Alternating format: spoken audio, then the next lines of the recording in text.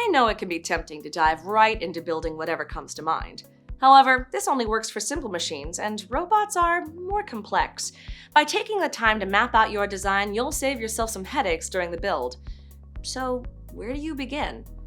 First, map out the goal you want to achieve with your robot. For example, will it scoop things and transport them? Or will it need to grip objects to transport them? Once you know what you want it to do, it's time to get to the drawing board. Rough sketch your design to bring your ideas to life. Explore different variations. Get creative. Sketch a few ways your robot can achieve the goals you set.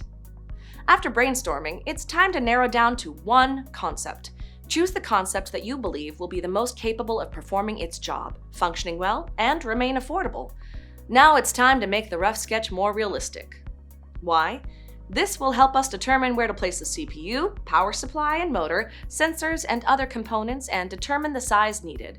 Once you know the basics, you can move into creating a true blueprint of your design, including exact measurements of all parts needed.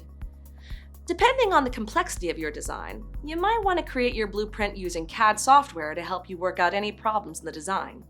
However, if you're building a smaller scale robot made out of Lego, it will be easier to draw the parts instead of investing in both the Lego and computer software.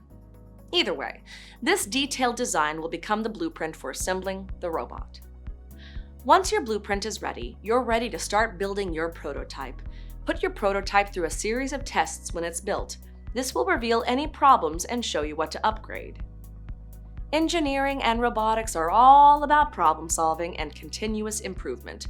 It's okay if you learn that something doesn't function as intended. You learn something new with each version of the design and prototype. It's okay to start over if needed. Once you're satisfied that your prototype can complete all its goals, you're ready to build your robot.